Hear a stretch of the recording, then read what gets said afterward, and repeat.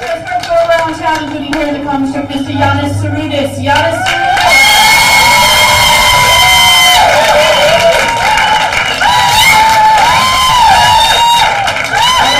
Broadway, how y'all doing tonight?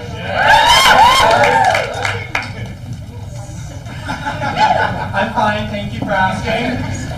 It's Pride Week here at Caroline's, so before I get started, I'd like to take a little census. First off, by applause, could all of my out loud and proud gay brothers and sisters show me where you are? Next up, how about all of our straight but not narrow friends and family?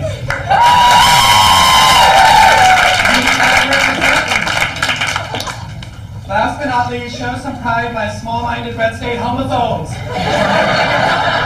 Oh, see, they're scared. They saw how many of us there were and thought that we might be able to pull off the nation's first straight bashing. But don't worry, homophobes, I would not do that as the recent victim of a hate crime myself. I would never do that to somebody else. No, that's right. Just the other night, a gentleman friend and I were walking home from his neighborhood falafelria when a carload of what I presume to be heterosexual young men pulled up alongside of us and screamed, "Faggots!" Charming. I know it's a little unconventional, but I actually have a homo-helpful hint for any of you who may be planning your next gay bashing. In fact, this advice will work for any sort of a hate crime, so it's kind of a universal homo-helpful hint. Here it is. Modify your nouns.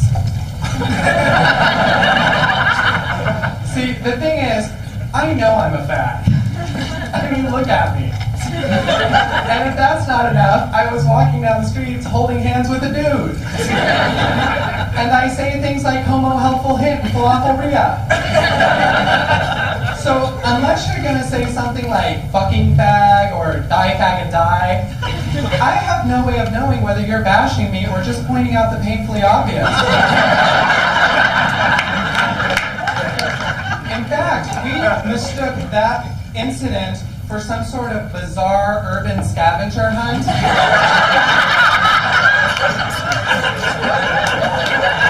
Until they failed to scream at the crackhead and the falafelria on the next block. That's how we knew. You'll have to excuse me if I'm a little out of sorts tonight, but I'm still really upset about the death of Anna Nicole Simpson. I know it's been a while and I was really doing well, but this morning I decided to revisit Playboy magazine's very moving nude pictorial memorial tribute, and it all came rushing back. But you know what? Thank God for Hugh Hefner, because while the rest of us were sitting around on our hands doing nothing, he got up off his ass and did something to honor a national treasure. And really, isn't being remembered buck naked, squatting, spread eagle, in pale pink stilettos, with your cho-cha shaved into a landing strip, the most any of us could have before? You know what I'm going to miss most about her? Her sincerity. Now, I know almost everything she said was incomprehensible, but she always muttered it with such conviction. And I'm here to tell you, that kind of earnestness is hard to come by in Hollywood these days. I know you'll probably think I'm silly, but I really do feel like I lost a close friend that day. An over-medicated, emotionally needy, kind of slutty friend, but a friend nonetheless. And the hardest part of it for me, the obvious absence of a Candle in the Wind remake. Yeah. Elton John will turn out for Hollywood and British royalty, but where the fuck was that limey bastard poof when we really needed him? I'm sorry, I shouldn't get worked up like this. My therapist says that I need to get past it and move on, but just haven't been able to figure out how. So the other day I'm getting fucked stupid. No, seriously, if you'd have been there, you'd have thought this kid was trying to push my brain out through my nose from behind. So